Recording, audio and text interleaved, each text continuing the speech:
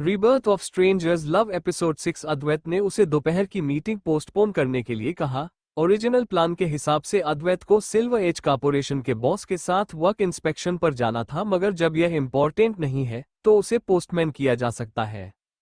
कृतिका ने हाँ में सर हिलाया और बोली, मैं सिल्वर एज कॉर्पोरेशन के साथ अभी कांटेक्ट करके चीजें रिशेड्यूल कर देती हूँ। अद्वैत ने अपने हाथ में पड़े हुए डॉक्यूमेंट से नजर हटाई और सर उठाकर उसकी तरफ देखा। उसने कल ही एयरपोर्ट पर नोटिस किया था कि कृतिका काफी थकी हुई लग रही थी और पूरी रात से ज्यादा आराम करने के बाद भी वो बिल्कुल ठीक नहीं लग रही थी। उसकी भौहें आपस में कंफ्यूजन के कारण सिकुड़ गई और वो बोला, तुम्हें आज और काम करने की जरूरत नहीं है। इसका क्या मतलब है? कविता ने जल्दी में पूछा। सर, क्या आप मुझे नौकरी से निकल रहे हैं? उसने कब कहा कि वो उसे नौकरी से निकल रहा है? उसे तो हमेशा लगता है कि वह हमेशा अपना काम बहुत ईमानदारी से करती है। भले ही वो उसके साथ सिर्फ 6 महीना से काम कर रही है, लेकिन वो शिव की तरह ही अच्छी है जो उसके साथ सालों से काम करता है। इसीलिए अगर वो एक दिन खुद भी रिजाइन करना चाहे तो वो उसे जाने नहीं देगा। अद्वैत बोला, क्या तुम्हें लगता है कि तुम इस वक्त क्लाइंट मीटिंग के लिए ठीक हो? कृतिका ने माफी मांगते हुए कहा, आई एम सॉरी सर। वह अद्वैत ने उसे अपनी बात खत्म करने का मौका नहीं दिया और बोला, मैं आज तुम्हें सैलरी देने के बाद छुट्टी दे रहा हूं। तुम्हें इससे भी कुछ ज्यादा चाहिए तो ये सिर्फ एक दिन की छुट्टी है। उसे नौकरी से नहीं निकाला जा रहा है। ये सोच कृतिका ने एक राहत की सांस ली और मुस्कुराकर बोली, थैंक यू सर, आपकी चिंता के लिए। उसके बॉस दुनिया के बेस्ट बॉस है। अद्वैत बोला, मैं नहीं चाहता कि कल भी तुम इसी तरह थकी हुई और एब्सेंट माइंडली काम करो। कृतिका ने तुरंत जवाब दिया, ओके। कृतिका घर गई तो फ्रेश होने के बाद डायरेक्ट बेड पर लेट गई और गहरी नींद में सो गई, शायद इसलिए क्योंकि इसके दिमाग से प्रेशर चला गया था। वहीं दोपहर के समय अद्वैत हॉस्पिटल कुछ दवाइयां और फ्रूट्स के साथ पहुंचा। मनन ने ऑलरेडी उसके इंस्ट्रक्शंस के हिसाब से रीना दादी के लिए बेस्ट डॉक्टर अरेंज कर दिया था और उन्हें एक वीआईपी सिंगल रूम में शिफ्ट कर दिया गया था और कुछ एक्स्ट्रा नर्स को भी लगाया गया था उनका ख्याल रखने के लिए। अद्वैत ने पॉलिटली उनके दरवाजे पर नॉक किया और अंदर से रीना जी की आवाज सुनाने के बाद अंदर गया। वो अंदर आया तो उसने देखा कि एक नर्स रीना जी के लिए फ्रूट्स काट रही थी। उसे देखकर उस यंग नर्स की आंखें बड़ी हो गई और वो बोला, किस ढूंढे आप? अद्वैत ने उसे एक नजर नहीं देखा और डायरेक्टर रीमा जी के पास गया और अपनी डीपी आवाज में उन्हें दादी माँ कहा। वो भले ही उनकी पोती से कोई रिश्ता नहीं रखना चाहता, मगर वो बड़ों के लिए रिस्पेक्ट बहुत करता था। रीना जी ने तुरंत अपने चश्मे ठीक किए और कुछ सेकंड उसे देखने के बाद बोली, अक्षत, तुम अक्षत हो राइट?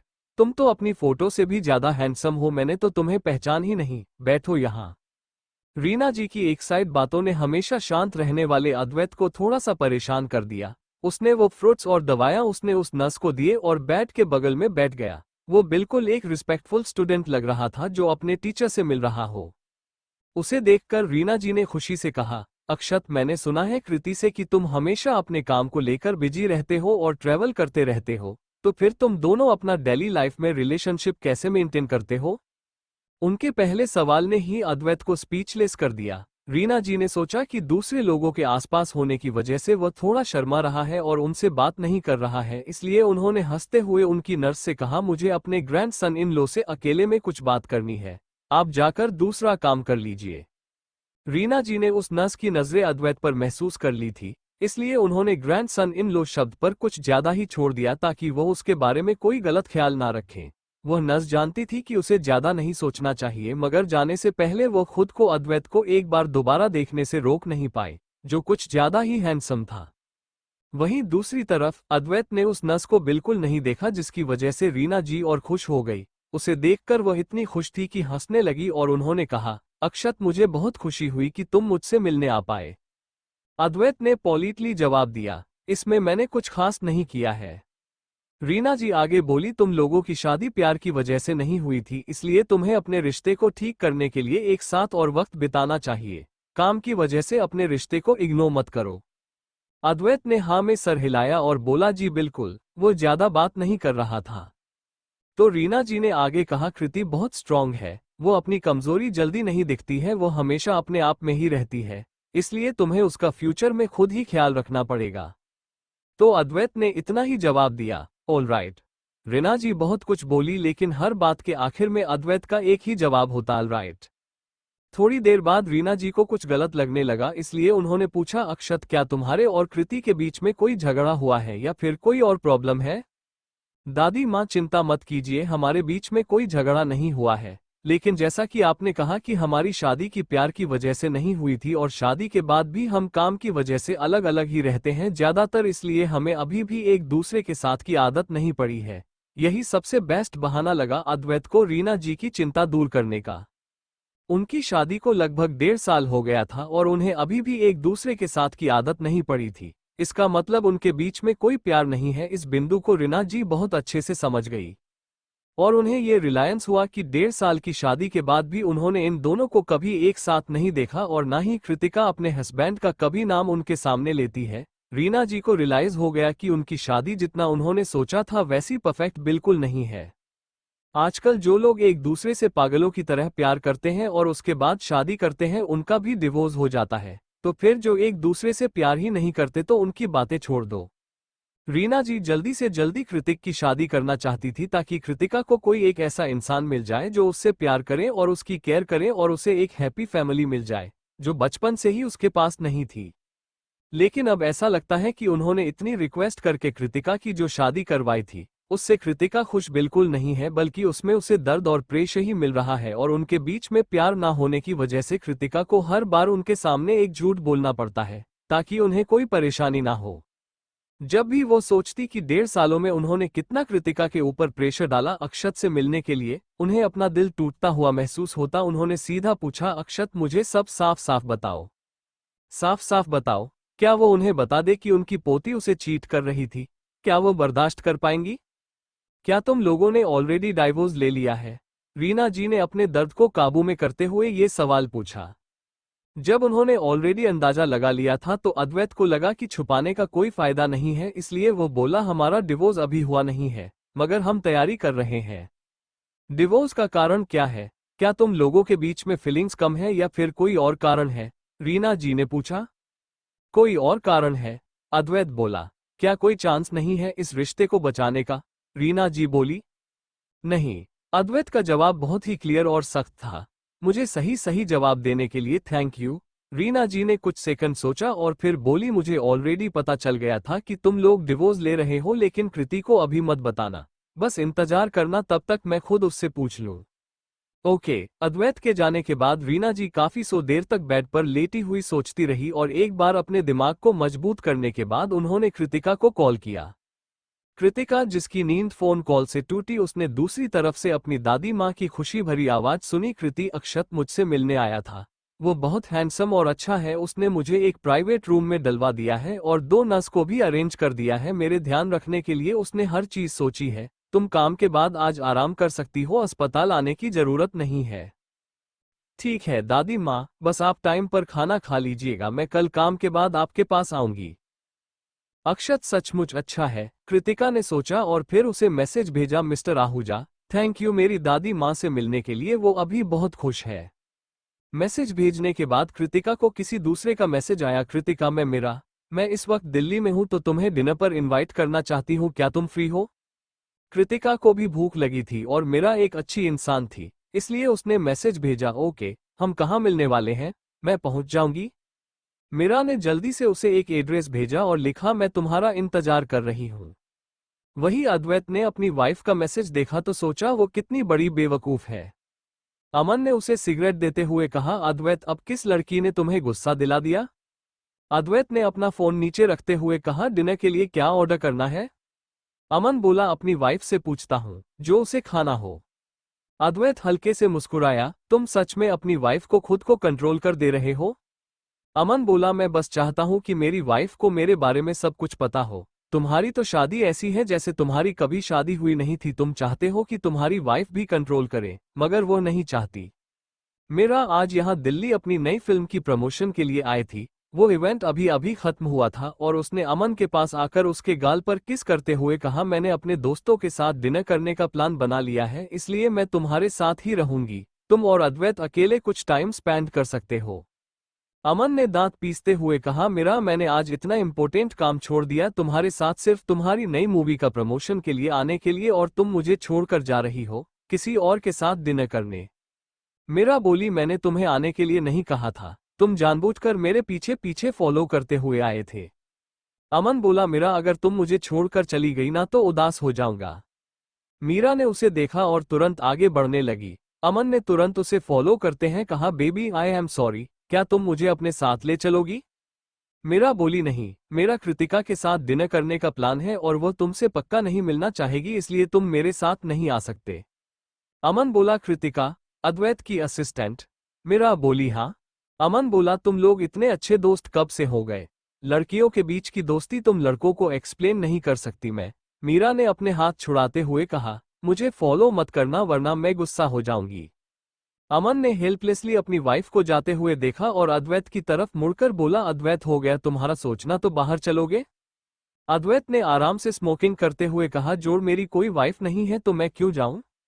अमन ने जवाब दिया, तो अपनी असिस्टेंट को अपनी वाइफ बनने लो। इतना कहने के बाद अद्वैत कोई जवाब देता उसे पहले ही अमन ने इसका कंधा दबाते हुए कहा, तुम फिर से यही कहोगे ना कि वह शादीशुदा है, तो वह शादीशुदा है तो उससे क्या फर्क पड़ता है? क्या आजकल शादीशुदा लोगों का डिवोर्स नहीं होता है? उसके हस्बैंड को कुछ पैसे दो और कहो कि वह उसे डिवोर्स देकर दूर चला जाए, फिर वह तुम्हारी हो जाएगी। अद्वैत ने सर नीचे झुककर अपनी सिगरेट बुझते हुए कोल्ड नजरों से अमन को देखा और कहा, तुम उसके बारे में इस तरह का मजाक नहीं कर सकते। अमन ने हंसते हुए कहा, तुम अभी से उसे इस तरह प्रोटेक्ट करोगे? अद्वैत बोला, प्रोटेक्ट कर रहा हूं, मैं बस नहीं चाहता कि लोग लड़कियों के बारे में घटिया मजाक करें। अमन बोला, ठीक है, जैसा तुम कहो, मैं उसका नाम दोबारा नहीं लूंगा, चलो खाना खाना चलते हैं। अद्वैत बहुत जिद्दी इंसान था, उसे ये बर्दाश्त नहीं हो रहा था कि कोई कृतिका के बारे में बुरा बोले, मगर वह ये बात मानने के लिए बिल्कुल तैयार नहीं था। शायद वह ये बात समझता ही नहीं था, क्योंकि उसे प्यार में कोई एक्सपीरियंस नहीं था, इसलिए उसे नहीं पता था तो किसी से प्यार करना क्या होता है, और ना ही उसे इस फीलिंग का एहसास था। मीरा काफी पॉपुलर एक्ट्रेस थी और जहां भी वो जाती थी वहां भीड़ लगना तय था, इसलिए उसने एक 5 स्टार रेस्टोरेंट चुना जहां प्राइवेसी को बहुत मायने रखा जाता था। वो 5 स्टार होटल सिर्फ वहां के वीआईपी मेंबर्स को ही अंदर आने देता था, और पैसे होने से भी आप वहां के वीआईपी मेंबर नहीं बन सकते थे। उसके लिए आपको कुछ स्पेशल कंडीशन पर खड़ा उतरना पड़ता था, इसलिए यहां पर डिनर करने पर मीरा को किसी मीडिया रिपोर्टर से टकराने का कोई डर नहीं था। कृतिका को देखते ही मीरा बहुत खुश हो गई और उसने उसे गले लगाते हुए कहा, कृतिका मैंने तुम्हें बहुत मिस किया। कृतिका काफी इंट्रोवर्ट टाइप की थी और लोगों से घुलना मिलना उसे ज्यादा अच्छा नहीं लगता था। मीरा की तरह वह ज्यादा कुछ नहीं बोली और उसने मुस्कुराया कर कहा, मुझे इनवाइट करने के लिए thank you Mrs Malhotra. Kritika, हम दोस्त हैं, मुझे मिसेज मल्होत्रा कहने की जरूरत नहीं है, सिर्फ तुम मुझे मीरा बोलो। मीरा ने जल्दी से कृतिका को एक सीट पर बैठाया और उसकी तरफ देखते हुए केयरफुली पूछा, मुझे ऐसा क्यों लग रहा है कि तुमने पिछले महीने के मुकाबले काफी वेट कम कर लिया है और तुम्हारे चेहरे की रंगत भी उड़ी हुई है, क्या तुम कुछ ज्यादा काम कर रही हो? मैं ठीक हूँ। कृतिका को अपने पर्सनल लाइफ के बारे में बात नहीं करना था, इसलिए उसने टॉपिक चेंज करते हुए कहा, मैंने न्यूज़ देखी, क्या आप यहाँ अपनी नई मूवी के प्रमोशन के लिए आई हुई है? मुझे उम्मीद है कि वो हिट होगी। थैंक यू, मीरा ने जवाब दिया, पहले मेन्यू देखो और जो तुम्हें पसंद हो वो ऑर्डर करो, मैं ट्रीट दे रही हूँ। मैंने ऑलरेडी ऑर्डर कर दिया है। अमन ने अंदर आते हुए डायरेक्ट मीरा के बगल में बैठते हुए कहा, मिस श्रीवास्तव, क्या मैं भी डिनर के लिए ज्वाइन कर लूँ तो आपको बुरा लगेगा? मैं आपको कैसे मना कर सकती हूँ? कृतिका को नहीं पता था कि अमन भी आने वाला है, वरना वो कभी आती ही नहीं डिनर करने के लिए, उसे कबाब में हड्डी बनने का कोई शौक नहीं था। मीरा ने उसे दूर करते हुए कहा, मैंने तुम्हें ऑलरेडी कहा था कि मुझे फॉलो मत करो, यहाँ से जाओ तुम। अमन ने उसकी कमर के आसपास हाथ लपेटे हुए कहा, मैं सच में तुम्हारे पीछे नहीं आया, इत्तेफाक से मैं और अद्वैत ने भी यही रेस्टोरेंट चुना और जब हम सब एक साथ यहाँ हैं तो क्यों नहीं एक साथ ही खाना खाए। अद्वैत का नाम सुनकर कृतिका ने दरवाजे की तरफ देखा तो उसे अद्वैत दिखाई दिया, जो ब्लैक कोट में काफी ग्रेसफुली चलते हुए उनकी तरफ आ रहा था। उसने अभी भी अपना फोन हाथ में पड़ा हुआ था, शायद वो अभी अभी किसी से कॉल पर बात कर रहा था। जल्दी से खड़ा होकर उसे ग्रिट किया, गुड इवनिंग सर। अद्वैत ने उसे देखा और बोला, तुम भी यहाँ हो? ये सुनकर अमन ने अपनी आंखें रोल कर ली। यह अद्वैत का बच्चा ऐसे प्रिटेंड कर रहा है जैसे उसे कुछ पता ही नहीं। कृतिका बोली, हाँ, मीरा ने इनवाइट किया था तो फिर खाओ। अद्वैत ने अपना कोट उतारा तो कृतिका ने जल्दी से उसे लेकर नजदीक के कोट रैक पर टांग दिया। काम के बाद भी वह अपने असिस्टेंट वाला रोल कभी नहीं छोड़ती थी। अद्वैत के बैठने के बाद कृतिका अपनी सीट पर बैठी। जब वेटर अद्वैत के लिए चाय बनाने लगा तो कृतिका ने उसे रोकते हुए कहा, इन्हें बस एक गिलास मिनरल वाटर दीजिएगा। अद्वैत वही ड्रिंक पीता था जो कृतिका उसके लिए चुनती थी और कृतिका हमेशा कोशिश करती थी कि अद्वैत के सामने कोई भी ऐसी चीज ना आए जो उसे पसंद ना हो। कृतिका खाने के दौरान अद्वैत का ध्यान रख रही थी और जब तक उसे खाने का मौका मिला तब तक खाना ठंडा हो चुका था और भूख के मारे उसके पेट में भी दर्द हो गया था। अद्वैत को आदत थी कृतिका के इसी तरह काम करने का और उसकी हर चीज का ख्याल रखने का, इसलिए आज भी जब कृतिका ने ऐसा किया तो उससे कोई फर्क नहीं पड़ा। ये सब देखकर मीरा ने गुस्से में अमन को पंच किया। ये सब इस चिड़चिड़े आदमी की गलती है। ये डिनर उसने अपनी फ्रेंड को ट्रीट देने के लिए अरेंज किया था, लेकिन अब सब कुछ उल्टा हो गया है। अमन ने उसका हाथ पकड़ते हुए कहा, तुम लोग डिनर के बाद क्या करोगे? अद्वैत बोला, कुछ भी। मीरा ने कृतिका की तरफ देखा और पूछा, कृतिका तुम क्या करना चाहती हो? मैं कुछ नहीं। कृतिका पूरी बात खत्म कर पाती उससे पहले ही अचानक उसे पेट में गुडगुड महसूस हुई और उसे उल्टी जैसा फील होने लगा। वो अपने मुंह पर हाथ रखकर तुरंत बाथरूम की तरफ भागी। अद्वैत ने उसे दौड़ते हुए देखा और उसकी गहरी आंखों में थोड़ी चिंता दिखाई दी। ये देखकर मीरा भी उसके पास भागी और पूछा, कृतिका क्या हुआ? बस मुझे थोड़ी उल्टी आ रही है और बेचैनी हो रही है। मीरा ने अचानक पूछा, क्या तुम प्रेग्नेंट हो? कृतिका कंफ्यूजन में बोली, प्रेग्नेंट? मीरा बोली, हाँ प्रेग्नेंट। मैंने नोटिस किया कि तुम पिछले महीने की तरह अच्छी नहीं दिख रही हो और तुम्हारा वजन भी कम हो गया है, शायद तुम प्रेग्नेंट हो। कृतिका बोली, नहीं वो। मीरा बोली, क्यों? क्या तुम्हें और तुम्हारे हस्बैंड को इस वक्त बच्चे नहीं चाहिए? अगर तुम्हें बच्चे नहीं चाहिए इस वक्त तुम लोगों को प्रोटेक्शन उच्च करना चाहिए था, तुम्हारे हस्बैंड को तुम्हारा ध्यान रखना चाहिए। ऐसी बात नहीं है। कृतिका का चेहरा लाल पड़ गया। उसे नहीं पता था कि कैसे एक्सप्लेन करना है कि उसके और उसके हस्बैंड के बीच में ऐसा कोई रिश्ता ही नहीं है, तो प्रेग्नेंट कैसे हो सकती है? तभी मीरा आगे बोली, क्या नहीं है? आदमियों को ही इस चीज के लिए रिस्पॉन्सिबल होना होता है। अगर अमन की वजह से मैं एक्सीडेंटली प्रेग्नेंट हो गई तो मैं इसका सर फोड़ देती। कपल्स को बच्चे कब करने हैं, इन सब की चीजों के बारे में प्लान कर लेना चाहिए। अगर तुम लोगों ने अभी प्लान नहीं किया था और तुम प्रेग्नेंट हो गई तो तुम्हें उसका सर फोड़ देना चाहिए। मीरा ये सब बातें तेज आवाज में ही कह रही थी और प्राइवेट रूम में पूरी तरह से शांति होने की वजह से अद्वैत और अमन ने भी सारी बातें सुनी। अमन ने अद्वैत की तरफ मुस्कुरा कर देखा और वह कुछ सार्कास्टिक कहना चाहता था, लेकिन जब उसने अद्वैत की आंखों में खतरनाक कोल्डनेस देखी तो वह चुप हो गया। अद्वैत ने एक सिगरेट जलाई और एक पफ लेने के बाद उसे एस्ट्रे में बुझते हुए अपना कोट उठाकर बोला, मैं जा रहा हूं। अमन खुश होकर बोला, क्यों? उसकी प्रेगनेंसी की न्यूज बर्दाश्त नहीं हो रही है? अद्वैत कुछ नहीं बोला और वहां से चला गया। रेस्टोरेंट से बाहर आते ही एक ठंडी हवा उसके चेहरे से होकर गुजरी। दिल्ली में गर्मी के मौसम में बिल्कुल ठंड का एहसास नहीं होता था, लेकिन आज पता नहीं क्यों अद्वैत को एक अजीब से ठंड ने घेरा हुआ था, जिससे उसका पूरा दिल कांप रहा था। इस तरह की फीलिंग उसके लिए बिल्कुल नई थी और वह इस बात को इनकार नहीं कर सकता था कि कृतिका की प्रेगनेंसी वाली बात सुनकर वह बहुत सारे ख्याल उसके दिमाग में घूमने लगे, जिनसे उन्हें डर भी लगता था। मगर वह जानता था कि जो लड़की हमेशा उसके साथ होती है वो सिर्फ उसकी असिस्टेंट है, उससे ज्यादा कुछ नहीं। उसने ऑलरेडी शादी कर ली है, उसके पास उसका प्यार करने वाला पति और अपनी फैमिली है। वो लोग एक दूसरे से रिलेटेड सिर्फ काम के जरिए ही है और उसके अलावा उनके बीच में कोई रिश्ता नहीं है। वही मीरा ने अपने मन ही मन कई सारी खिचड़ी पका ली थी। कृतिका को समझ नहीं आया कि कैसे एक्सप्लेन करें, तो उसमें आखिर में हार मान ली। अभी अभी उसे उल्टी जैसा फील हुआ क्योंकि उसमें एक्सीडेंटली पीनट बटर वाला स्नैक्स खा लिया था। उसे बचपन से ही पीनट बटर से एलर्जी थी, वो पीनट बटर वाले खाने को छू तक नहीं सकते थी। लेकिन खुशकिस्मती थी उस स्नैक्स पर सिर्फ हल्का सा पीनट बटर लगा हुआ था, इसलिए एलर्जी के रिएक्शन ज्यादा नहीं हुए। उसने 2 गिलास पानी पिया तो उसका पेट अच्छा फील करने लगा। परेशान मीरा ने कहा, कृतिका शायद हमें हॉस्पिटल चलना चाहिए। कृतिका ने मुस्कुरा कर कहा, चिंता मत करो, मैं ठीक हूं। लेकिन मीरा फिर भी नहीं मान रही थी और वो बोली, ठीक है फिर तो मैं तुम्हें घर ले चलती हूं। कृतिका उसे रोकती उससे पहले ही अमन ने मीरा को रोकते हुए कहा, बाहर बहुत सारे मीडिया वाले हैं, तुम उसे घर कैसे ले जाओगी? सेफ रहेगा कि मिस श्रीवास्तव अकेले घर चली जाए। ठीक कह रहे हैं मिस्टर मल्होत्रा, सही कह रहे हैं, मैं पहले चले जाती हूँ। कृतिका को मीरा पसंद थी क्योंकि वह अच्छे इंसान थी, मगर उसे मीरा के साथ कोई ज्यादा कांटेक्ट नहीं रखता था। मीरा एक बड़ी स्टार है, मल्होत्रा ग्रुप के प्रेसिडेंट की वाइफ है और अद्वैत के फ्रेंड है। और वही कृतिका जो सिर्फ अद्वैत की असिस्टेंट है, वो दोनों की दुनिया बिल्कुल ही अलग अलग है। वो लोग दोस्त नहीं बन सकते। मीरा ने कृतिका को जाते हुए देखा और फिर मुड़कर अमन को पांच मारते हुए कहा, तुमने कृतिका के साथ मेरी डिनर खराब थी, बल्कि उसे मुझे घर भी नहीं छोड़ते दिया। क्या तुम जानबूझकर मुझे गुस्सा दिला रहे थे?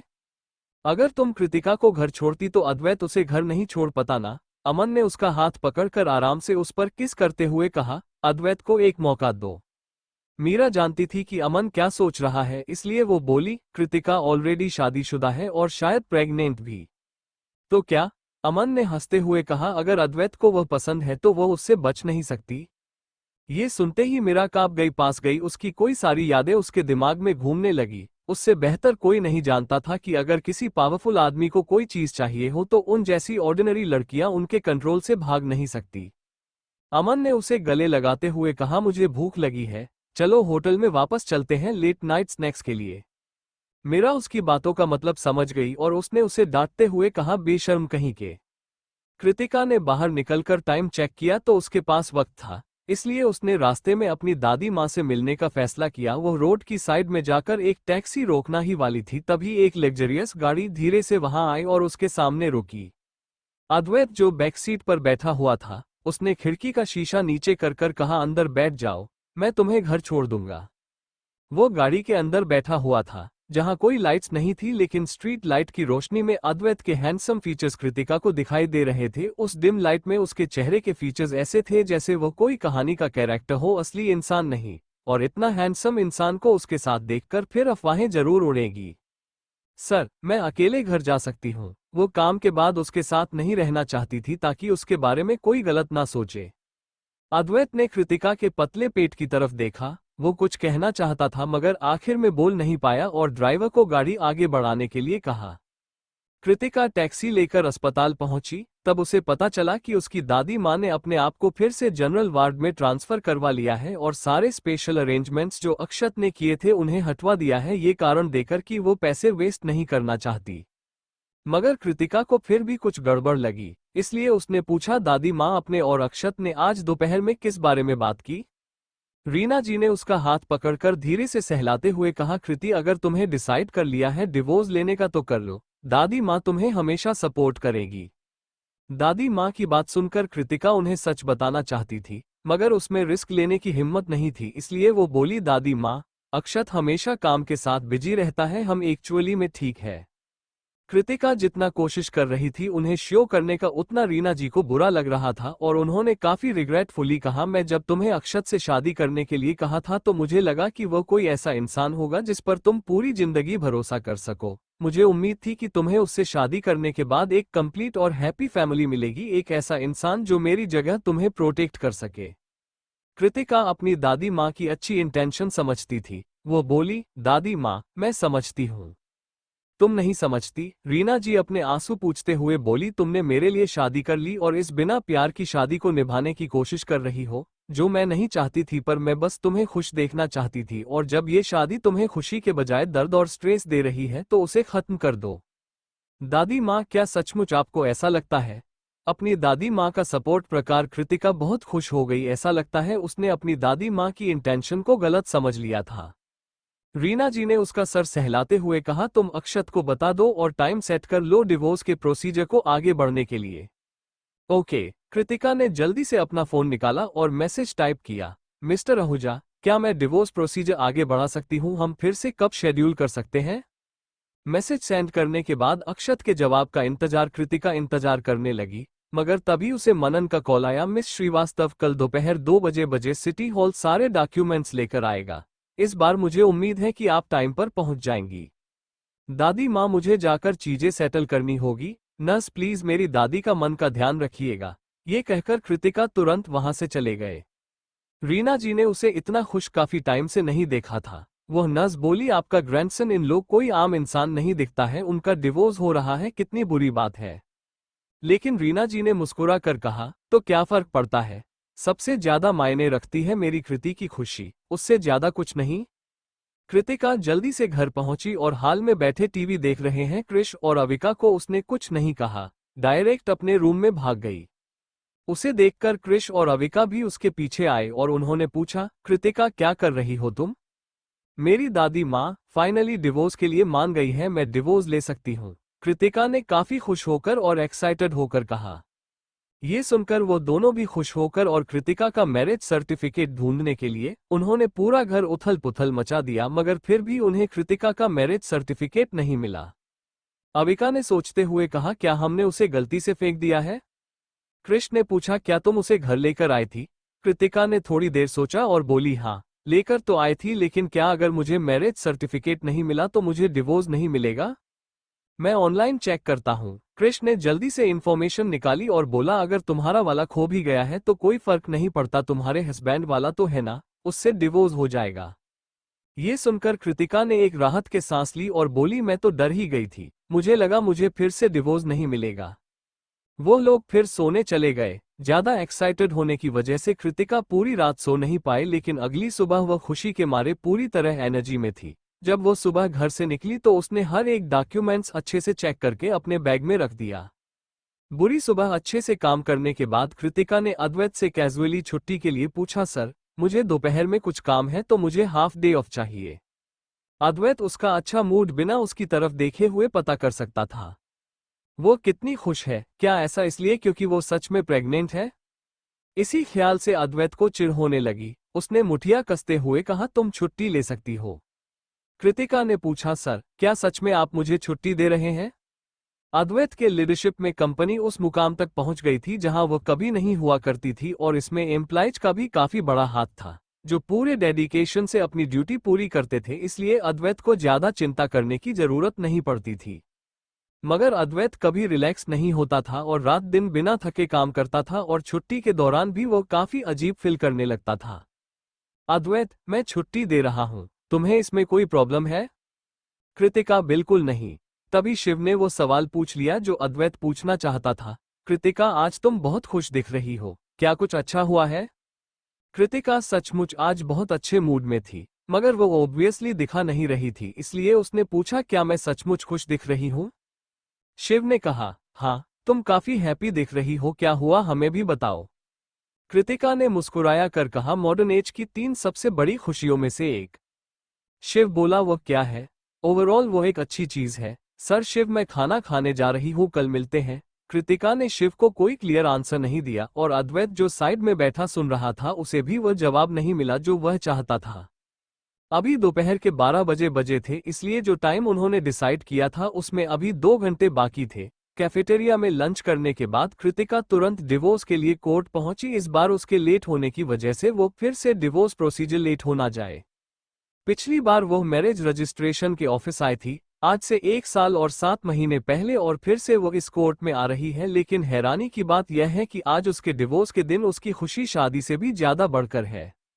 वही मनन ने अद्वैत को उसके ऑफिस से पिक किया डॉक्यूमेंट के साथ, और फिर एक रेस्टोरेंट में लंच करने के बाद वो लोग वहां पहुंचे।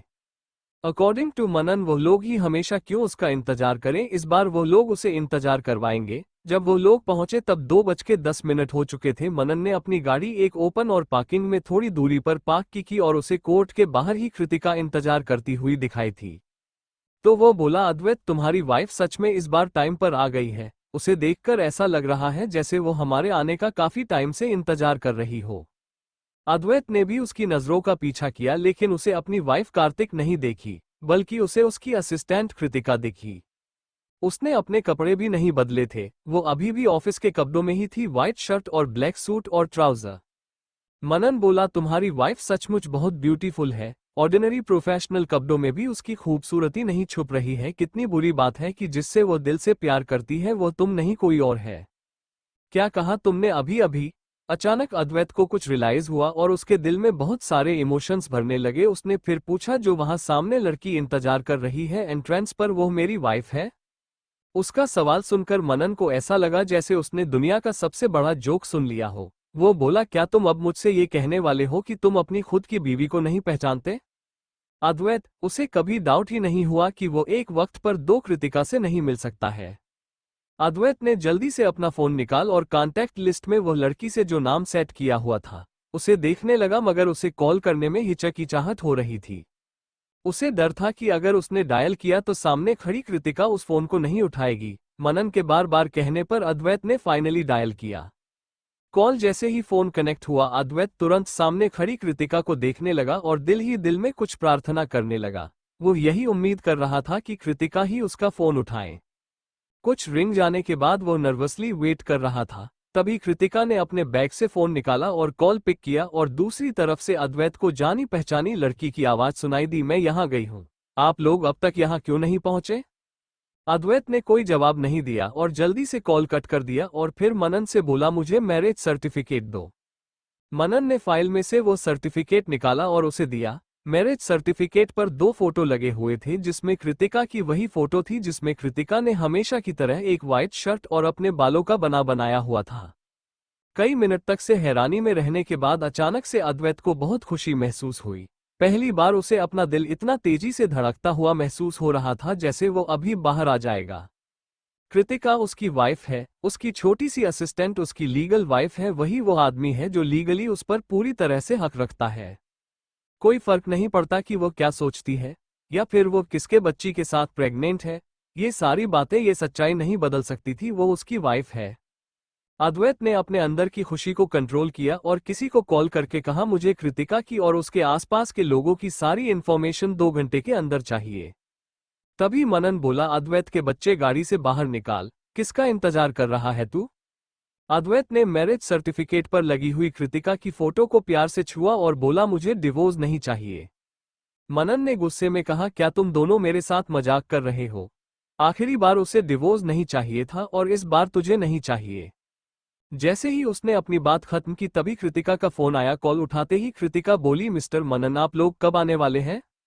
मनन का फोन कार के ब्लूटूथ से कनेक्ट था तो इसलिए अद्वैत भी कृतिका की प्यारी और मीठी आवाज भी सुन सकता था।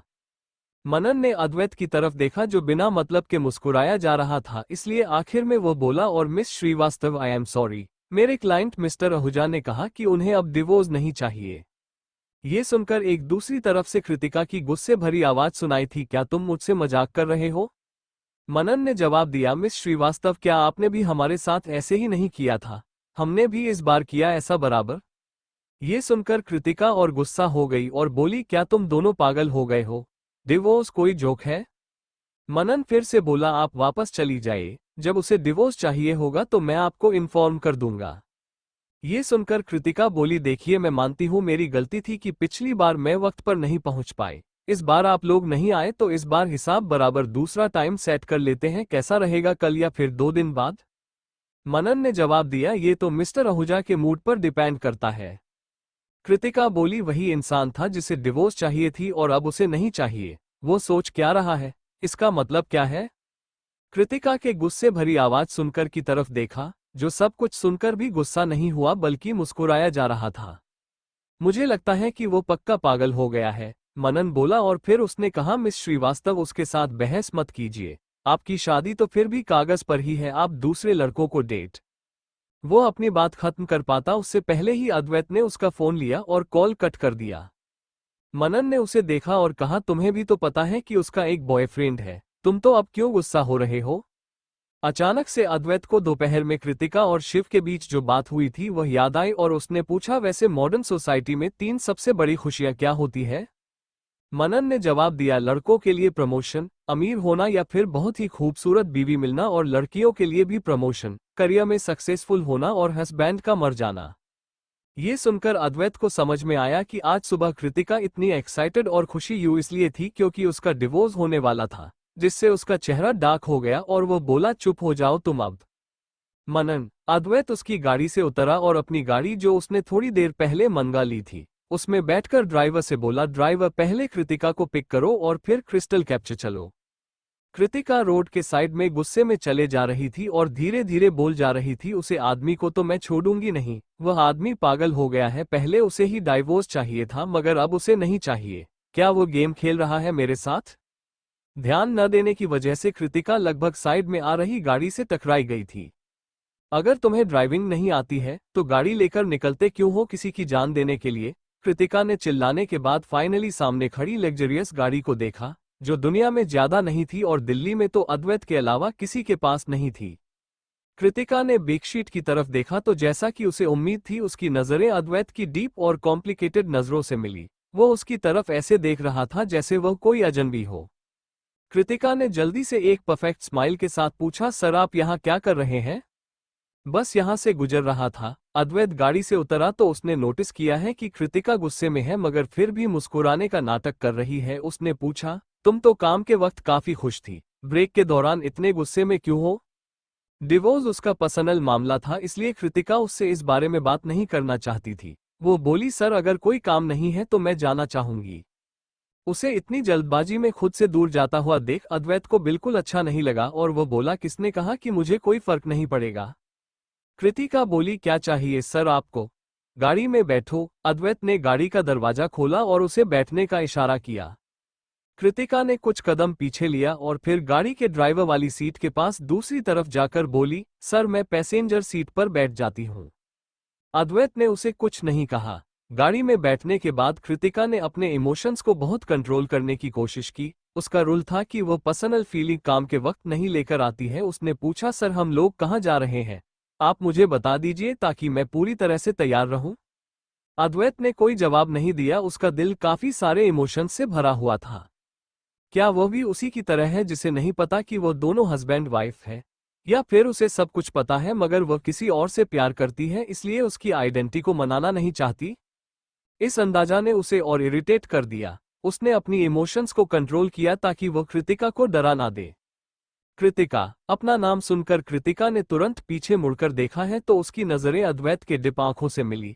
उसकी आवाज बहुत ही डिप और अच्छी थी और जिस तरह वो उसकी तरफ प्यार से देख रहा था, उसके कृतिका के कान हल्के लाल हो गए। मगर फिर भी उसने किसी तरह पूछा, सर बताइए कोई काम है?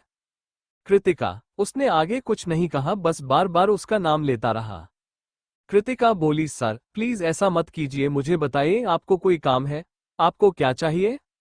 अचानक से अद्वैत ने मुस्कुरा कर पूछा, मैं तुम्हारे लिए क्या हूं? कृतिका को नहीं समझ में आया कि अद्वैत ने ये सवाल अचानक से क्यों पूछा, मगर उसने सही सही जवाब दिया, सर आप मेरे बॉस हैं। अद्वैत ने फिर पूछा, कुछ और नहीं? कृतिका ने कंफ्यूज होकर पूछा, और क्या? अद्वैत को उससे वो जवाब न मिलने पर जो हो जाता था और चुप हो गया और बोला, कुछ नहीं। कृतिका। उसके सर आज अजीब सा बिहेव कर रहे हैं। वो मुड़कर चुपचाप पैसेंजर सीट पर बैठी रही। आधे घंटे बाद गाड़ी एक विला एरिया में पहुंची। यह विला एरिया सिटी के नजदीक था और यहाँ पर लेक व्यू था। लिस्ट लिया क्यों, यहाँ का सबसे लग्जरियस एरिया था और ज्यादातर एरिया उसी ने कवर किया हुआ था। यहाँ पर गार्डन से उसके अलावा छोटी छोटी बिल्डिंग थी, फिर बाहर सर्वेंट क्वार्टर्स थे और वहाँ के मेन हाउस में छोटी सी बालकनी और सामने एक गोल्फ कोर्स था। इन शॉर्ट कृतिका की नजरों से देखा जाए तो ये जगह एक मेगा रिच पर्सन के लिए थी। ड्राइवर ने गाड़ी पार्क की। कृतिका जल्दी से गाड़ी से उतरी अद्वैत के लिए दरवाजा खोलने के लिए, मगर इस बार अद्वैत खुद गाड़ी से बाहर आ गया। उसने उसकी तरफ से देखते हुए कहा, चलो। नॉर्मली वह आगे चलता था, कृतिका उसे फॉलो करती थी, लेकिन आज उसने जानबूझकर अपनी कदम धीमी कर लिए ताकि वह कृतिका के साथ चल सके। लेकिन कृतिका को उसे फॉलो करने की आदत थी, इसलिए उसके धीमे कदमों के हिसाब से वह अपनी स्पीड और स्लो करके उसे फॉलो करने लगी। अनीता आंटी ने बड़ी सी मुस्कुराहट के साथ कहा, कृतिका तुम यहाँ, तुम क्या पीना चाहोगी? आंटी मुझे प्लीज थोड़ा सा पानी दे दीजिए। तभी अद्वैत बोला, इसे थोड़ा सा गुनगुना पानी दीजिएगा और कुछ खाने के लिए भी। अनीता आंटी बोली, जरूर। फिर अद्वैत ने कृतिका की तरफ देखकर बोला, तुम पहले बैठो। अद्वैत आज काफी अलग बिहेव कर रहा था, जिससे कृतिका काफी अनकंफर्टेबल फील कर रही थी। वो जल्द से जल्द काम खत्म करके जाना चाहती थी, इसलिए बोली, सर जल्दी से आप मुझे काम बता दीजिए। जब से अद्वैत ने उसे पिक किया था तब से लेकर अब तक कृतिका ने काम के अलावा उसे कोई बात नहीं की थी। क्या वो लोग हस्बैंड वाइफ होने के नाते काम के अलावा और कोई बात नहीं कर सकते? किसने कहा कि तुमसे कोई काम है? कोई काम नहीं है। अगर कोई काम नहीं है तो वह उसे घर क्यों लेकर आया है? कृतिका ने अपने आप से सोचा मगर बोली नहीं। ठीक उसी वक्त डॉक्टर ज्योति और अनमोल आए। डॉक्टर ज्योति आ गई है, इसे चेक करिए प्लीज। अद्वैत खड़ा हुआ और ऊपर जाने लगा और अनमोल उसे फॉलो करने लगा। कृतिका अभी भी कंफ्यूज थी और उसने पूछा, क्या चेक करना है? डॉक्टर ज्योति कृतिका के बगल में बैठ गई और उसकी प्लस चेक करते हुए मुस्कुरा कर बोली, तुम्हारा लास्ट पीरियड कब आए थे? क्या तुमने पिल या फिर प्रोडक्शन यूज नहीं किया था जिससे की वजह से तुम गलती से प्रेग्नेंट हो गई हो? क्या तुमने किसी तरह की दवाइयां ली है इस दौरान? ये सुनते ही अनीता आंटी एक्साइटेड हो गई। कृतिका तुम प्रेग्नेंट हो, कांग्रेचुलेशंस। कृतिका बोली, डॉक्टर ज्योति किसने कहा कि मैं प्रेग्नेंट हूँ? डॉक्टर ज्योति ने कंफ्यूजन ने पूछा, तुम नहीं हो? डॉक्टर ज्योति अद्वैत की पुरानी एम्प्लॉय थी और अद्वैत कल मीरा की पार्टी में था, जिसे गॉसिप करना बहुत पसंद है, तो इसका मतलब उसने ये सब बातें कही है। एक इतना समझदार आदमी होने के बावजूद भी वो इस तरह की बातों पर भरोसा कर रहा है और अफवाहों फैलाकर उसकी रिputation खराब कर रहा है। अगर यह खबर उसके पेपर वाले हस्बैंड के पास पहुंच गई तो वो उसे अफवाह पर भरोसा भी कर लेगा और उसे मेंटल डिस्ट्रेस का कंपनसेशन फिर से मांगने लगेगा, कृतिका ने सोचा। कृतिका अपने सही इमोशंस कभी अजनबियों के सामने नहीं दिखाई थी, मगर वो इस वक्त सचमुच बहुत गुस्से में थी और वह चलाते हुए बोली, नहीं, हम अभी तक स्टेज पर नहीं पहुंचे हैं, बच्चा क्या आसमान से टपकेगा? कृतिका की बात सुनकर डॉक्टर ज्योति हैरान हो गई, मगर उन्होंने खुश होकर हंसते हुए कहा, अगर तुम प्रेग्नेंट नहीं हो तो और भी अच्छी बात है, तुम और अद्वैत के अपने बच्चे हो सकते हैं फ्यूचर में। तुम दोनों ही बहुत गुड लुकिंग हो, इसलिए तुम्हारे बच्चे भी अच्छे होंगे। अद्वैत को किसी और के बच्चे को बड़ा करने में कोई प्रॉब्लम नहीं थी। आफ्टर ऑल उसके पास इतना बड़ा मित्तल ग्रुप था जो कई लोगों के आराम से जिंदगी बिताने के लिए काफी था। एक बच्चे की तो दूर की बात है, लेकिन अगर वो बच्चा उसका खून नहीं होता तो शायद कोई प्रॉब्लम हो सकती थी फ्यूचर में। डॉक्टर ज्योति, आपका मतलब क्या है? गुस्से के मारे कृतिका की आंखें लाल हो गई। आपको लगता है क्या है? कौन हूं मैं? क्या आपको लगता है कि कोई भी से कराकर मेरी बेइज्जती करके चला जाएगा? डॉक्टर ज्योति को एहसास हुआ कि वो कुछ गलत बोल गई और उन्होंने तुरंत माफी मांगते हुए कहा, कृतिका, आई एम सॉरी, मैं तुम्हें इंसल्ट नहीं करना चाहती थी, मैं बस तुम्हारे लिए कुछ ज्यादा ही खुश थी। उन्हें अभी अभी ही पता चला था कि कृतिका अद्वैत की रजिस्टर वाइफ है और भले ही अद्वैत को लगता था कि कृतिका किसी और के बच्चे के साथ प्रेग्नेंट है, मगर फिर भी वो उसे डिवोर्स नहीं देना चाहता था। उसने ये भी कहा था कि अगर कृतिका उसे बच्चों को जन्म देने चाहती है तो वह उसके बच्चे का ख्याल रखेगा। इस न्यूज ने ही उन्हें और अनमोल दोनों को हैरान कर दिया था, लेकिन उन्होंने ज्यादा इस बारे में नहीं सोचा। इसलिए जब कुछ जो डॉक्टर ज्योति का पता चला कि कृतिका प्रेग्नेंट नहीं है तो वो इतनी एक्साइटेड हो गई कि गलती से उनके मुंह से गलत बात निकल गई। मेरे लिए खुश है, कृतिका ने कोल्डली डॉक्टर ज्योति की तरफ देखते हुए कहा, और तो आप मुझे ये क्यों नहीं बताती कि आप मेरे लिए क्यों खुश है? क्या ऐसा हो सकता है कि कृतिका को नहीं पता है कि वो अद्वैत की वाइफ है? अगर अद्वैत ने उसे सच नहीं बताया है तो पक्का उसके पास और कोई प्लान होगा। डॉक्टर ज्योति ने सोचा और कुछ ना बताने का फैसला किया। डॉक्टर ज्योति, मैं हमेशा आपकी रिस्पेक्ट करती हूँ, तो प्लीज बदले में मुझे भी थोड़ी रिस्पेक्ट की उम्मीद है। इतना कहकर कृतिका ने गुस्से में अपना बैग उठाया और वहां से जाने लगी। हाँ, वो अद्वैत की असिस्टेंट है, एक सिर्फ छोटी सी असिस्टेंट। अद्वैत भले ही एक शब्द में उसे नौकरी से निकल सकता था, मगर वो उसे या फिर उसके दोस्तों से इस तरह अपनी बेइज्जती बर्दाश्त नहीं करने वाली थी। वो जितना के बारे में सोच रही थी उतना उसका गुस्सा बढ़ता जा रहा था। उसने अपना फोन निकालकर अद्वैत को कॉल करके कहा, सर, मुझे हमेशा लगता था कि आप एक बेस्ट लीडर है जिससे अभी तक मैं मिली हूँ और मैं आपको पूरी दिल से रिस्पेक्ट देती थी, लेकिन अगर आपको मेरा काम करना पसंद नहीं है तो मुझे नौकरी से निकाल दीजिए। मेरी इस तरह बेइज्जती करने का क्या मतलब है? अपना गुस्सा निकालने के बाद कृतिका ने बिना अद्वैत का जवाब सुन फोन कट कर दिया। ये पहली बार था जब उसने अद्वैत का कॉल खुद कट किया था। उसने अपना फोन बैग में रखा और जल्दी जल्दी आगे बढ़ने लगी।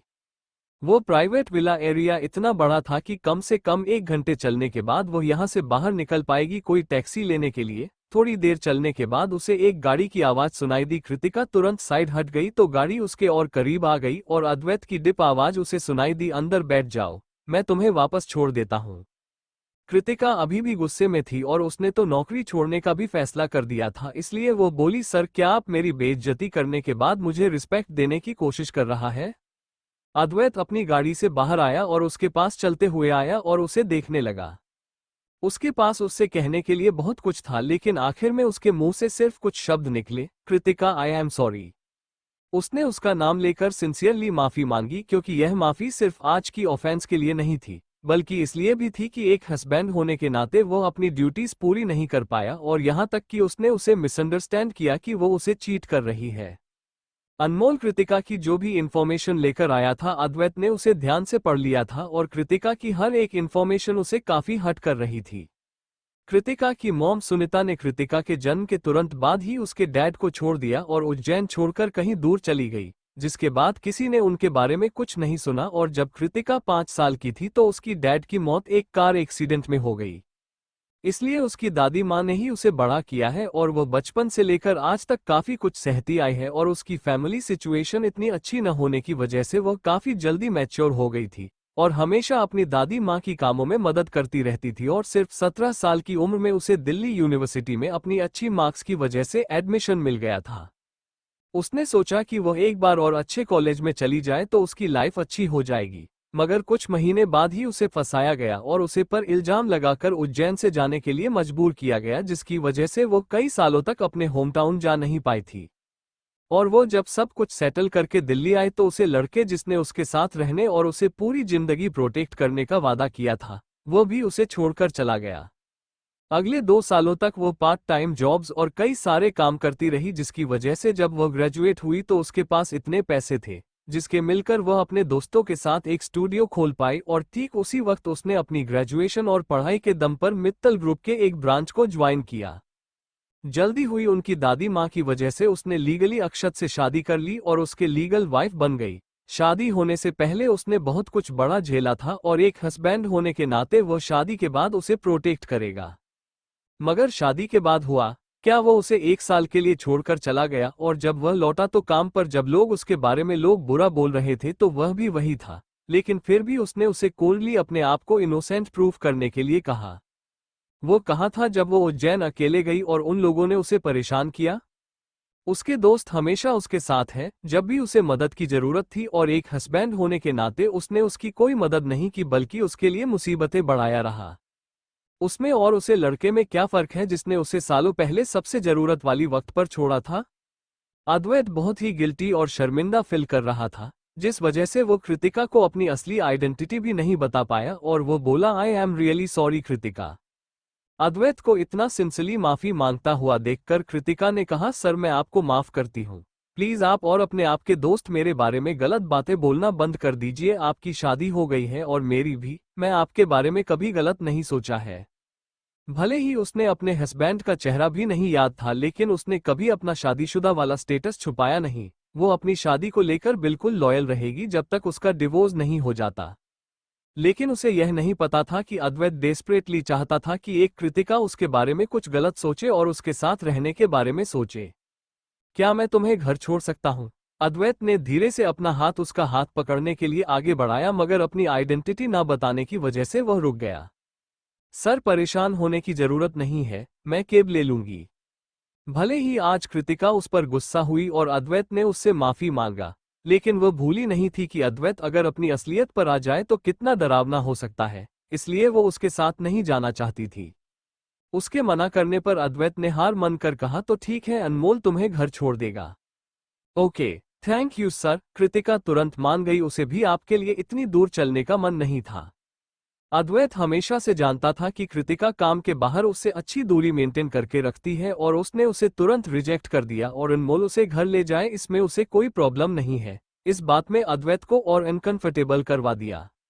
अद्वैत अनमोल को कृतिका को दूर ले जाते हुए देखे रहा और उसके बाद दूसरी गाड़ी में बैठ गया जिसे उसका ड्राइवर चला रहा था और डायरेक्ट मित्तल मैंशन के लिए निकल गया। लक्ष्मी जी हमेशा हिल लोनावाला की एक छोटे से खूबसूरत विला में रहती थी, लेकिन जब वो पिछली बार रीना जी से मिलने आई थी तब से वो उनकी चिंता में यही थी। अद्वैत को फिर से सामने देखकर उन्होंने चिढ़ते हुए कहा, तुम यहाँ क्या कर रहे हो? क्या तुम यहाँ आकर मुझे गुस्से के मारे मारना चाहते हो? अद्वैत ने अपने चश्मा ठीक किया और बोला, दादी माँ, मैं आपको कैसे गुस्सा दिला रहा हूँ? अक्षत, तुम्हारी हिम्मत कैसे ये कहने की तुम मुझे गुस्सा नहीं दिला रहे हो? लक्ष्मी जी ने उसे इस नाम से बुलाया, इसका मतलब साफ था कि वो उसे बहुत गुस्से में है। अद्वैत ने उनके पास जाकर कहा, मैं यहाँ किस लिए आया हूँ, एक बार सुन तो लीजिए। लक्ष्मी जी बिल्कुल नहीं सुनना चाहती थी। उन्होंने अपनी कंप्लेंट जारी रखी, तुमने क्या प्रॉमिस किया था मुझसे उस वक्त और देखो तुम क्या कर रहे हो। मुझे आज ही पता चला कि सारे अमीर परिवारों में तुम्हारी वाइफ की चीटिंग वाली बात फैल गई है। तुमने यह न्यूज़ फैलाकर न सिर्फ कृतिका की रिपीटेशन खराब की है बल्कि मुझे भी बहुत गुस्सा दिलाया है। ये सारा मामला मालती मित्तल ने फैलाया था और उसे औरत का बेटा होने के नाते वह भी इन सब में इन्वॉल्व था, क्योंकि उसने ये सब रोका नहीं।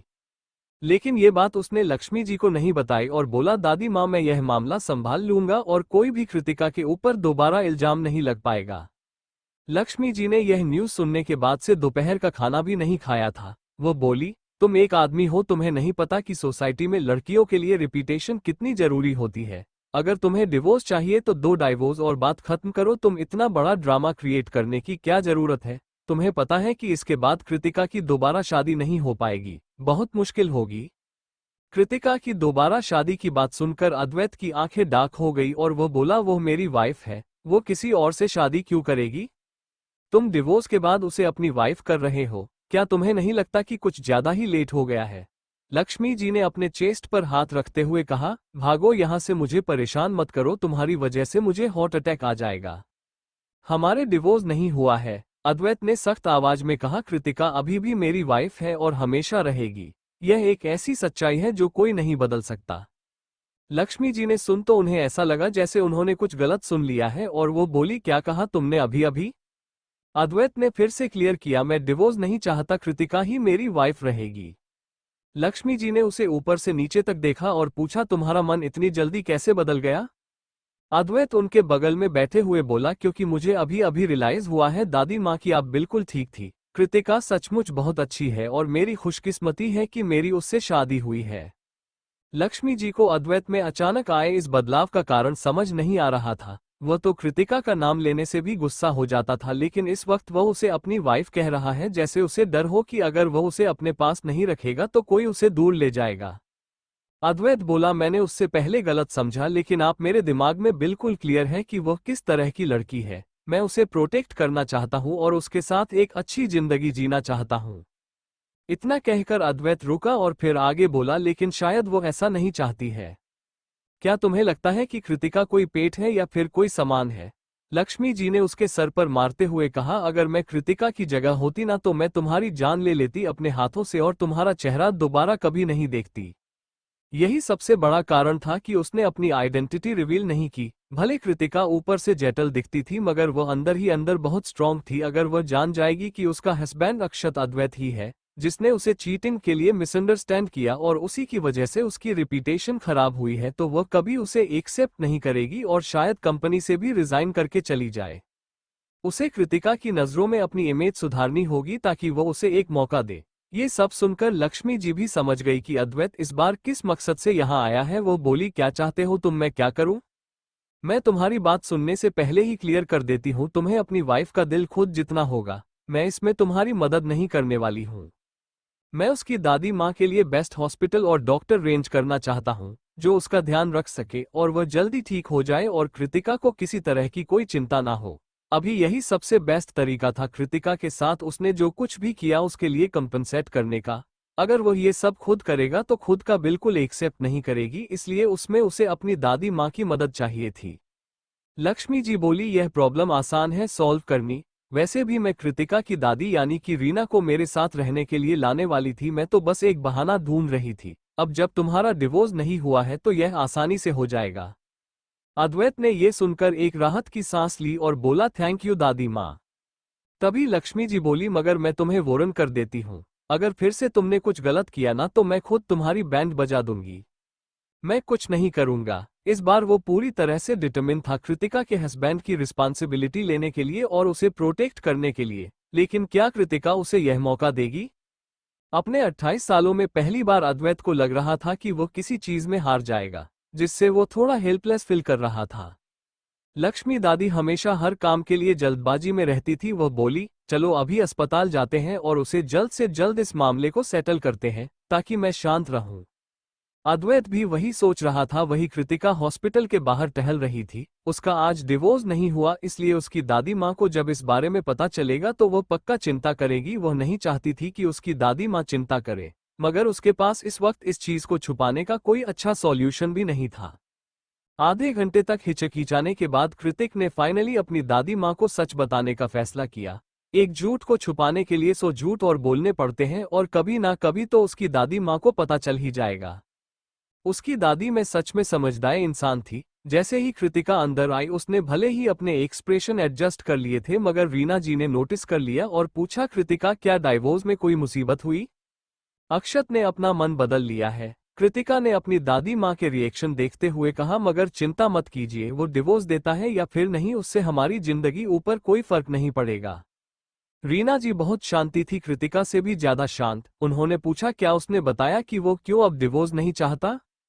रीना जी को याद था कि उनके पूछने पर अद्वैत ने कैसे एक भी सेकंड बिना हिचकिचाए जवाब दिया था कि शादी को बचाने का कोई चांस नहीं है। लेकिन डिवोर्स के दिन उसने अचानक से मन क्यों बदल दिया? क्या इस दौरान कुछ हुआ है? कृतिका ने ना में सर हिलाते हुए कहा, नहीं, उसने कारण नहीं बताया। कृतिका पूछना चाहती थी मगर उसके लॉयर मनन ने कॉल उठाया और बकवास करके कॉल कट कर दिया। कृतिका में इतनी हिम्मत नहीं थी कि वो ये बताए कि अक्षत का लॉयर उसके साथ कम्युनिकेट कर रहा था और उसने कभी अक्षत को देखा भी नहीं है शादी के बाद से।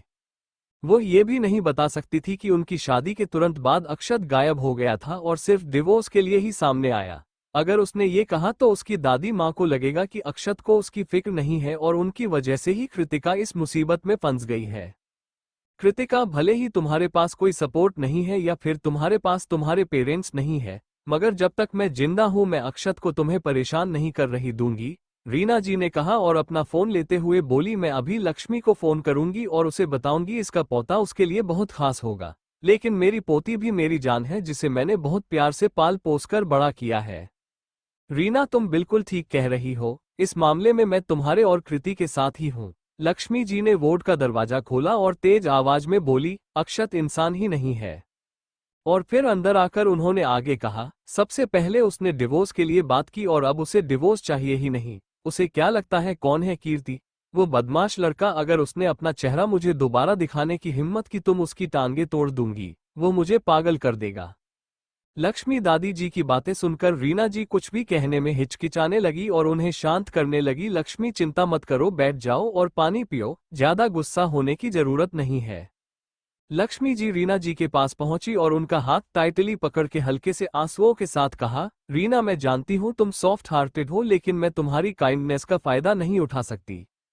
उनकी इतनी पुरानी दोस्त की आंखों में आंसू देखकर रीना जी भी रोने लगी और बोली, ये बच्चों की गलती नहीं है, ये हमारी गलती है, हम ही ने जबरदस्ती उनकी शादी करवा दी, अगर ऐसा हम नहीं करते तो ऐसा कुछ होता ही नहीं। तुम्हारी गलती नहीं है, कृति तो बहुत अच्छी है, मेरी गलती है कि मैं उस नालायक अक्षत को अच्छे से बड़ा नहीं किया है। लक्ष्मी जी ने अपने आंसू पोंछते हुए कहा, भले ही तुम मुझसे गुस्सा नहीं हो लेकिन मैं उसे इतनी आसानी से नहीं छोड़ने वाली हूँ। रीना, अपनी चीज पैक करो और चलो मेरे साथ, हम एक साथ रहेंगे और उसके सारे कमाए हुए पैसे खर्च कर देंगे, तब पता चलेगा उसे। कृतिका, जिसे वह दोनों पूरी तरह से इग्नोर कर चुकी थी, अचानक उसे कुछ गलत लगा और वह आगे आते हुए बोली, लक्ष्मी दादी, मैं अपनी दादी माँ की है मेडिकल बिल दे सकती हूँ, आपको अक्षत के पैसे इस्तेमाल करने की कोई जरूरत नहीं है। कृतिका, यहाँ पर तुम गलत हो, लक्ष्मी जी ने अपनी आवाज सख्त करते हुए कहा, जब तक उस शैतान ने तुम्हें डिवोर्स नहीं दिया है, मैं उसकी दादी माँ हूँ और मेरे पास हक है उसके पैसे खर्च करने का। दादी, मेरे पास पैसे हैं, भले ही उनकी शादी अभी भी लीगली वैलिड थी मगर उसे अक्षत से और कोई रिश्ता नहीं रखता था। वह नहीं चाहती थी कि इन फाइनेंशियल रीजंस की वजह से वो उसे फ्यूचर में कंट्रोल करे। मगर लक्ष्मी जी कुछ सुनाने के लिए तैयार नहीं थी। वो अचानक से डिवोर्स न लेने के लिए कह रहा है, अगर उसके दिमाग में कोई गलत प्लान चल रहा हो तो कृतिका को ही सफर करना पड़ेगा। तुम लोग बस मेरी बात सुनो, जब तक वो डिवोर्स नहीं दे रहा है तब तक उसी के पैसे खर्च करते हैं ताकि उसे उसके जिंदीपने की सजा मिले। लक्ष्मी जी ऐसे बोल रही थी जैसे अक्षत उनकी नजरों में कोई खतरनाक विलेन हो और वह भी सिर्फ रीना जी और कृतिका को कन्विंस करने के लिए। कृतिका तैयार नहीं थी मगर आखिरी फैसला तो उसकी दादी माँ का ही होता, इसलिए उसने अपनी दादी माँ की तरफ देखते हुए पूछा, दादी माँ, आपको क्या लगता है? रीना जी ने थोड़ी देर सोचा और फिर बोली, कृति, मुझे लगता है कि लक्ष्मी की बात में थोड़ा सा सेंस है, मैं इसके साथ लोनावला जा रही हूँ रिकवर होने के लिए। कृतिका ने बेचैन होते हुए कहा, प्लीज आप दोनों शांत हो जाइए, यह कोई छोटा मामला नहीं है, हम बाद में इस पर डिस्कस कर सकते हैं। लक्ष्मी जी बोली, शांत हो जाइए, वो शैतान लड़का मुझे लगभग पागल करने वाला है, मैं कैसे शांत हो जाऊं? रीना, कृति, चिंता मत करो, मैं इस सब का ध्यान रख लूंगी तुम्हारे लिए। रीना जी भी बोली, एक्चुअली अक्षत बहुत अच्छा बच्चा है, मगर शादियां फोर्सफुली नहीं कराई जा सकती ना। उसमें अच्छा होने वाली क्या बात है? वो ऑलरेडी 28 साल का हो गया है और उसका आज तक कोई रिलेशनशिप भी नहीं रहा, वो तो किसी लड़की की तरफ देखता भी नहीं है, इसलिए मुझे इस तरह से शादी के लिए मनाना पड़ा, लेकिन शादी के बाद उसने अपनी मैरिड लाइफ का सत्यानाश कर दिया। लक्ष्मी जी ऐसे बोल रही थी जैसे जिससे ऊपर से लग रहा था कि वह अद्वैत को डांट रही है, मगर वो उसकी तारीफ कर रही थी। काफी देर तक वो दोनों आपस में बातें करती रही। कृतिका बिल्कुल समझ नहीं पाई और हेल्पलेसली लक्ष्मी जी को अपनी दादी माँ को ले जाते हुए देखती रही। लक्ष्मी जी ने पहले से ही पूरी तैयारी कर ली थी। अस्पताल के बाहर ही एक एम्बुलेंस एक डॉक्टर और नर्स के साथ तैयार खड़ी थी। दोनों दादियों ने एम्बुलेंस में बैठकर हाथ वेव करते हुए कहा, अक्षत ने हमारे लिए एक केयरटेकर अरेंज कर दी है जो तुमसे अच्छे से हमारा ख्याल रख पाएगी। वापस घर जाओ और अपना ख्याल रखना। कृतिका बोली, आप दोनों भी अपना ख्याल रखिएगा। मेरी छुट्टी होते हैं मैं आप लोगों से मिलने आऊंगी। लक्ष्मी जी बोली, तुम अभी भी यंग हो, तुम्हें डेटिंग करनी चाहिए, अपने रिलेशनशिप पर ध्यान दो, हमारी चिंता मत करो। कृतिका स्पीचलेस हो गई। वो ऑलरेडी शादीशुदा है, वो डेट कैसे कर सकती है? वो नहीं चाहती कि कोई यह समझे कि वो चीट कर रही थी। लक्ष्मी दादी बोली, ऑलराइट हम जा रहे हैं, तुम वापस जाओ, गुड बाय। कृतिका का मन तो नहीं था मगर वो अपनी आंखों के सामने वो एम्बुलेंस और गाड़ियां वहां से धीरे धीरे आगे बढ़ते हुए देखती रही और वही खड़ी रही। अंदर ही अंदर कृतिका जानती थी यह लक्ष्मी जी और रीना जी दोनों लोनावला जा रही है, इसलिए नहीं क्योंकि उन्हें अक्षत का पैसा खर्च करना है, बल्कि इसलिए क्योंकि वो उसके लिए प्रॉब्लम खड़ी नहीं करना चाहती और उसके काम को इफेक्ट नहीं करना चाहती। थोड़ी ही दूरी पर एक ऑर्डिनरी बिजनेस कार पार्क थी और अद्वैत उसके अंदर बैठा हुआ था। कृतिका को इतना उदास देखकर उसने एक सिगरेट निकाली और उसे जलाकर उसकी एक गहरा पफ लेने के बाद गाड़ी का दरवाजा खोला और उसकी तरफ बढ़ते हुए बोला, कृतिका। कृतिका अचानक से अपना नाम सुनकर हैरान हो गई, लेकिन जैसे ही उसने अद्वैत को देखा उसने एक परफेक्ट स्माइल के साथ पूछा, सर आप यहाँ? क्या आपकी तबीयत खराब है और आप डॉक्टर से मिलने आए हैं? अद्वैत बोला, नहीं, यहाँ से गुजर रहा था। तुम यहाँ कैसे? गुजरते हुए कृतिका से दिन में 2 बार मिल जाना कुछ ज्यादा ही इत्तेफाक हो गया था, इतना कि कृतिका को उस पर भरोसा नहीं था। क्या उसका कोई मकसद है जो वह उसे फॉलो कर रहा है? ऐसा नहीं था कि कृतिका अपने बारे में कुछ ज्यादा सोचती थी, मगर अद्वैत का बिहेवियर अगर आज कुछ ज्यादा ही शक भरा था। लेकिन कृतिका बोली, मैं बस यहाँ से गुजर रही थी, मुझे घर जाना है, गुड बाय। कृतिका ने अपनी बात खत्म की और जाने ही वाली थी, लेकिन अद्वैत ने उसे रोकते हुए कहा, मैं अभी तक डिनर नहीं किया है, चलो एक साथ कर लेते हैं।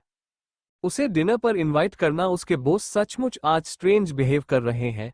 उसने माफी मांगते हुए कहा, आई एम सॉरी सर, बट मेरे दोस्तों के साथ ऑलरेडी प्लान बना हुआ है। कृति, तुम हॉस्पिटल के बाहर ठंडी हवा में क्यों खड़ी हो?